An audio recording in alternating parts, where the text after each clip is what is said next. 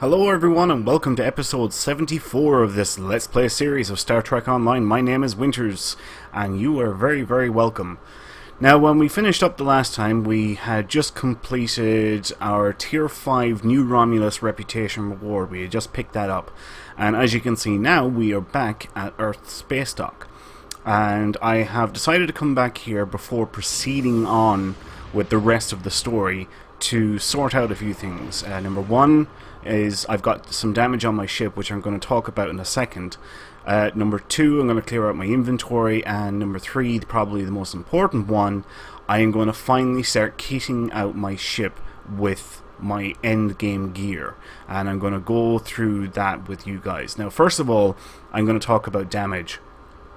Since I played, or I have been playing a lot of PvE queues, which is player versus environment, to collect or build up my marks for all the different types of reputations. If you look here, I have a number of debuffs on my ship, like EPS conduit malfunction, hull breach, impulse engine malfunction, projectile launcher damage, shield system malfunction, targeting system failure, and you gain damage on your ship from playing advanced or elite content, and that's how I've built up these little bits of damage on my ship. So what I want to show you guys is where you can repair that stuff for free, because I don't think I've shown you guys that yet. So we're going to dock with Earth Space Dock, ESD, and basically we're going to take a trip down to the shipyard, and I'll show you the NPC that you can go to anytime and you can repair your ship for free. So we're heading down here now towards the shipyard.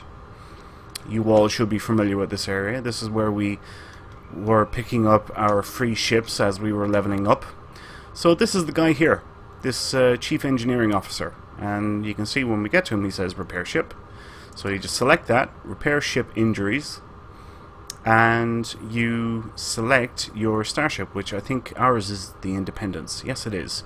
And you can see here that's our current amount of EC. It doesn't cost anything. If you see here, everything is 0 EC, but we just hit repair all. Voila, completely finished, and our ship is no longer damaged.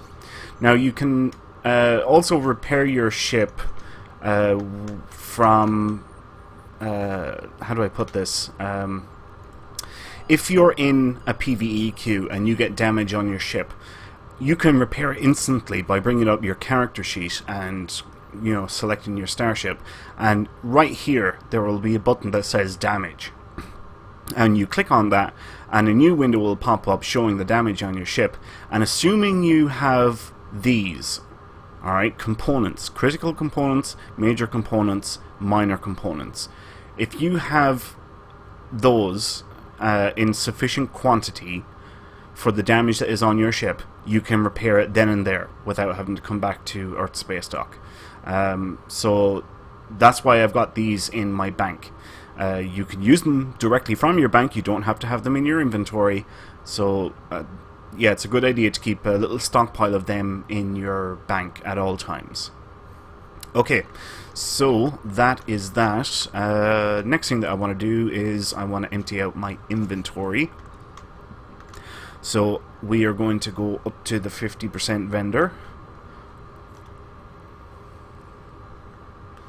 And we'll get rid of this stuff and get a little bit of EC for it.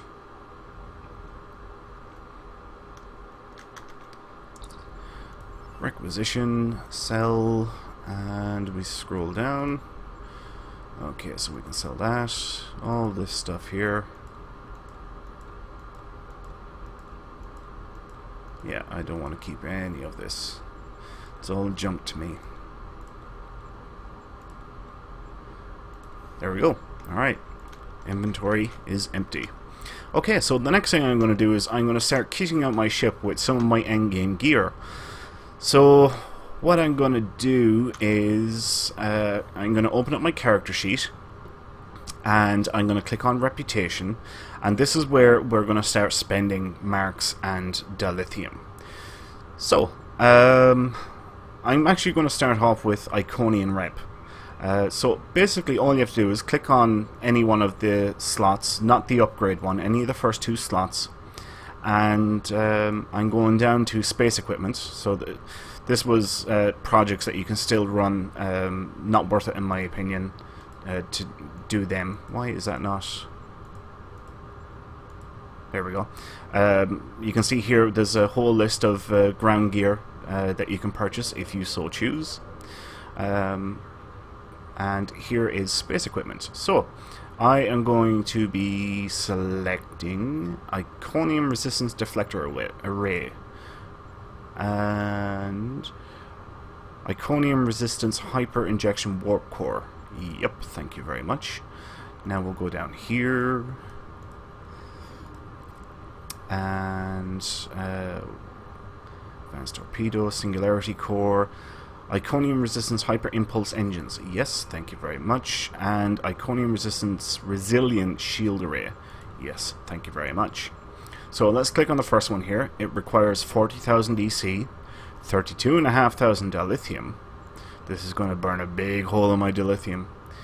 It needs 5 Iconium data probe cores and 750 marks. And we'll do the same for the next one. As you can see, all the requirements get filled automatically except for dilithium. There was a 2-minute cooldown, so we'll start picking some other gear. So let's click on Terran or Task Force Omega. Now there's two things that I want from here. One of them is, it's here somewhere, here it is, a simulated universal console, and also the Borg kinetic cutting beam. Okay, so 30,000 energy credits for this, and 15,000 dilithium, and 500 marks. And for the cutting beam, 30,000, 15, and 500 marks. Now, I don't want anything out in the Cora. New Romulus, I am going to go for one item out of here, which is the ZPM, 0-point conduit, or module. And we select that, we fill it up.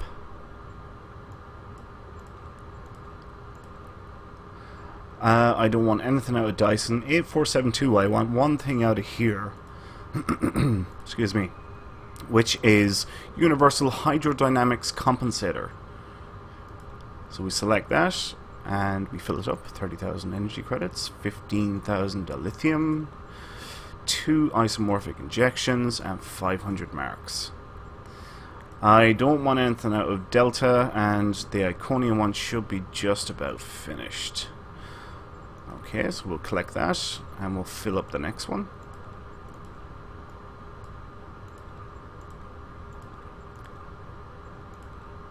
Okay, we'll collect this one and fill it up.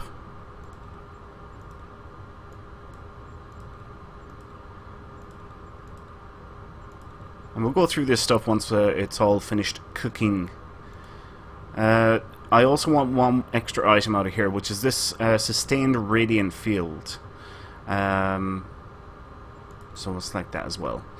Okay, so let's start off from the top again. These are nearly finished.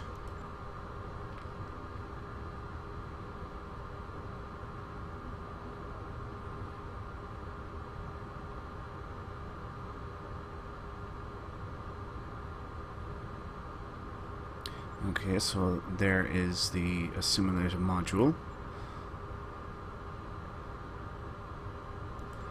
And the cutting beam. Nothing in Nukara. New Romulus, got a few seconds left on that. I actually just remembered something. The damage that was on our ship, I should have actually pointed it out earlier. But it is very important to get rid of any damage you do have on your ship as quickly as possible, because damage can affect your power levels. It can affect firing cycles of weapons. You know, they fire slower, or could even potentially knock them completely offline. So it's very important to fix any damage that is on your ship as quickly as possible. Yeah, one of the big things is, as I said, it can affect your ship's power levels. So you know that's pretty big. And one thing in this game, power is everything. Without power, you can't do jack. Simple as that. Okay, so let's collect this one, and we'll get our last piece of gear, the console, underway. Okay, so while that's cooking, we'll talk a little bit about the gear we have just picked up. Now, two things stand out straight away from all others. If you notice, everything here is Mark 12. These, however, are not Mark 12.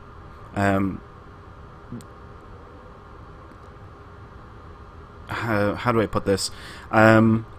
Before the second expansion, the max level gear was Mark 12. And these were universal infinite items, hence the infinity symbol here on this one. But when Delta Rising came out, which was the second expansion, it increased the highest level gear from Mark 12 Ultra Rare, even though this is very rare. You could get only ultra rare gear from fleets, to Mark 14 Epic, meaning that this can go up to Mark 14 and Epic quality. And if you right click on this and click on upgrade, you see it changes to Mark 12, and you actually get a slight little upgrade on it as well. And we do the same with this one, and we get a slight upgrade on that as well. And that's how you get them to be Mark 12. And I think this should be nearly done. It's almost okay. What I'm going to talk about now is the Iconian 4-piece set. So we have deflector, engine, warp core, and shield. Now the reason why I've gone for this, well, let's talk about the individual stats first. Alright, so it's got a plus 17.5 kinetic damage resistance rating, plus 5 power to shield setting. So that's free power there, an extra 5 in shields. Plus 17.5 Starship shield restoration, improves shield healing basically. Plus 26.2 hull capacity, increases your maximum hull capacity. And plus 35 Starship shield capacity, increases the capacity of your shields. So, you know, that it's all good stuff, that what that deflector gives you. The engine, plus 5 defense. Plus 5, that's pretty big, believe it or not. Plus 18 flight speed, efficient at higher power levels. Plus 20.8 flight turn rate. Plus 5 engine power. So there's an extra 5 for our engines. When at 100% throttle, plus 8.8 energy damage resistance rating. So again, that's jacking up your damage resistance. And all powered engines, 122.7 flight speed. Yep, nice. Warp core, plus 7.5 additional engine power. Bonus increases at low engine power level. Plus maximum 5 engine power allows your engines to exceed 125. That's pretty big as well. Maximum warp factor 10 adds 7.5% of your engine power to your shields as bonus power.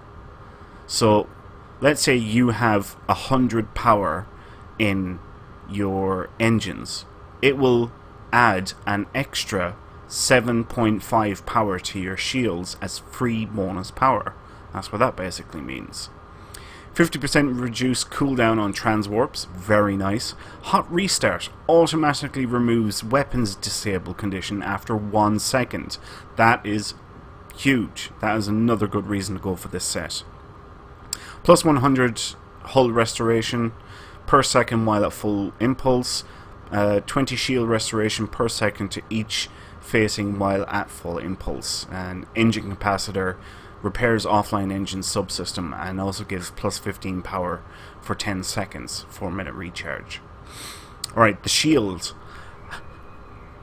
5617.4 maximum shield capacity, 5% absorption, 5% bleed through. I have mentioned before that I am more prone to to resilient shields for that 5/5 effect that is on them. And 234.1 shield restoration every 6 seconds. Reduce all energy damage to shields by 15%. It also has a hot restart. Automatically removes shield disable condition after 1 second. And removes 1 debuff every 10 seconds.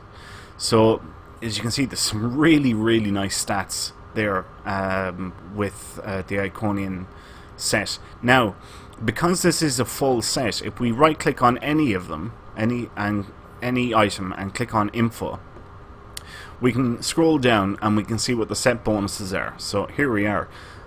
If you have 2 pieces, any 2 pieces of the set, you get enhanced shield distribution. Distribute shields applies 150 shield regeneration for 5 seconds to each facing. Once trigger goes on for 30 seconds. Skills that affect this blah blah blah blah blah. That's really nice. Energy augmentation actuator. When firing energy weapons, 5% chance to get plus 15 all energy damage for 8 seconds to allies within 10 kilometers. Stacks up to 3 times. That's pretty big. And the 4-piece set is Radiant Subatomic Pulse. Affects friend and self. 0 kilometer team, 2-minute recharge to team. Here it is now. Plus 33% all damage for 30 seconds. Plus 20% maximum hull for 30 seconds. Plus 10% flight speed for 30 seconds. So that is to the entire... That's a big buff. That is a really, really big buff. So I'm going to double click each of these items and I'm going to equip them on our ship. Now the next thing I'm going to talk about, actually quickly, we'll get this console and we'll go back and we'll put these down here out of the way and we'll get rid of them shortly. Okay, so next things to talk about is the consoles. This console, as it currently is plus 20% hull healing, plus 10% all damage, or all weapon damage, and plus 20% to shield heals. That is massive, especially that 10% all weapon damage. This one, plus 3 engine power, plus 3 auxiliary power, again more bonus power, plus 17.3 Starship weapon accuracy. Of course, you know, you get more hits on your target, and increases your turn rate by 23.1%.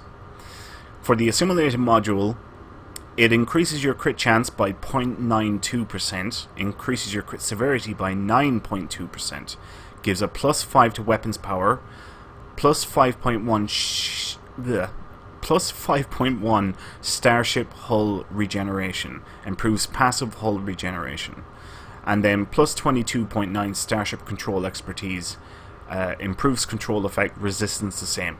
Doesn't really make a whole lot of difference, but still there's some nice stats there. Right, actually that's a weapon, so I'll just keep that there for a second. The ZPM, 0 point energy conduit, or 0 point module. Plus 1.8 power to all subsystems. All 4 get 1.8 extra each. You also get plus 19.7 Starship drain expertise. Improves energy and shield drain resistance the same, which is quite nice. That will come into effect later on with a different console that we're going to get. And it also increases your crit chance by 1.8%. So that's huge. Now, these 2 items here, the assimilated module and the kinetic cutting beam, are part of a set as well. And if I right click on any of them and click on info, and we go down to the 2-piece set, which is here because we've only got 2 pieces of it. Omega Weapon Amplifier. 2.5% chance to self applies Omega Weapon Amplifier. plus 10 current weapon power, plus 500 current weapon power resistance rating for 3 seconds, plus 500 weapon power resistance rating for 3 seconds. Basically, it gives you extra weapons power, and it negates weapon power cost from firing your weapons. So for 3 seconds you're getting maximum hits out onto your target, and there's a 2.5% chance of that happening. Anyway, it's a common setup to run with both of those. So I'm going to start putting some bits into our ship, and yeah, we'll just drag them across here. That's already done. Crap.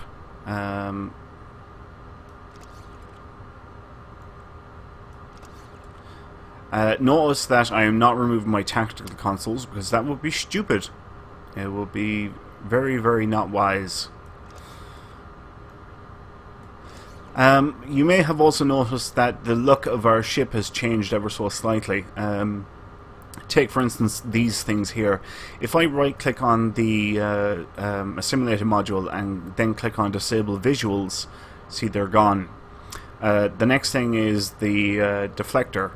Right-click, Disable Visuals, you can see that that is gone. Same thing with the impulse engines, same thing with the shield, and we are back to our default look.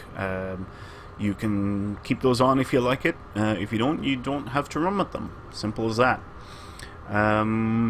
Okay, so that is some of our endgame gear.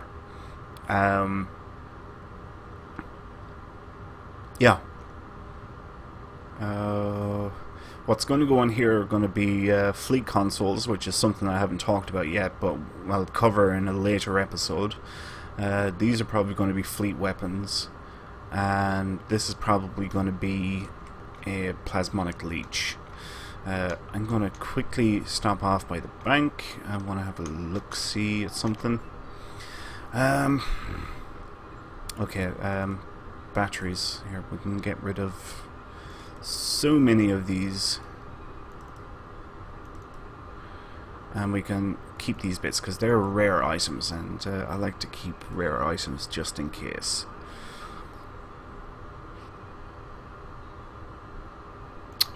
Okay, let's have a look. How much is a plasmonic leech at the minute? Whoops. 4.4 million. We're about $1 million off. That's not too bad. That's okay. I'll get it eventually. More content I play and build up my EC. Perfect.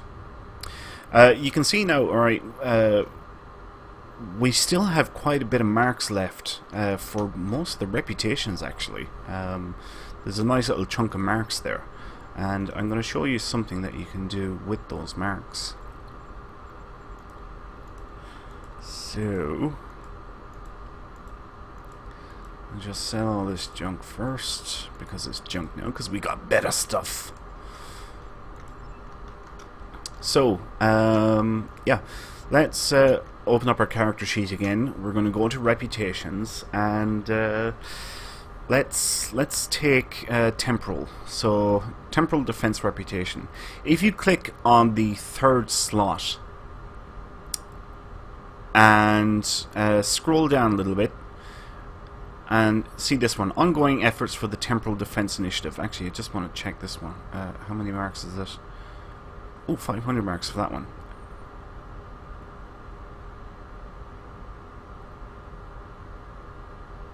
Okay, this is the one we're going to go for. So, ongoing efforts for temporal defense initiative times 10. We select that and click on the project then. We put in 500 marks into it, because I'm not doing anything else with those marks. They're not going to use them for anything. So I put them in here, and look at our reward. 5,000 dilithium. Boom! And I'm better off to get dilithium for the marks than, you know, hanging on to them. I'm not going to use the damn things. So, yeah. If you've got marks that you're not doing anything with, you may as well turn them in for dilithium. Now the other thing is, I'm going to click on Iconian for this one, is there is a different project for your elite marks. So in this case it's requires 3 Iconian probe data cores. So I'm going to select 1 or 2 of them, and it'll give 1000 dilithium for every 3. And look, we've got 25 of them. And the project only takes 5 seconds, and there's an extra 1000 dilithium. Again, there is no point in hanging on to the elite marks. If you've already bought the gear that you're going to use on your ship, you may as well get more dilithium, because I guarantee you are going to need hundreds of thousands of dilithium. We went through what, over 100, yeah, probably 150,000 dilithium from the gear we just bought, and we are not finished. We still have to get our weapons, which is all going to cost some dilithium. We have more consoles to purchase here, and then we have our character, like for example armor, shields, final weapons, kit modules, all of which is going to cost more dilithium. And I guarantee you're going to need hundreds of thousands of dilithium. So yeah, if you're finished with your reputation, cash it in, get as much dilithium out of it as you can. Right, so I am going to leave it there for this episode. I hope you all enjoyed it. If you did, please leave a like, comment and subscribe to the channel. My name is Winters, and I will see you next time. Until then, take care.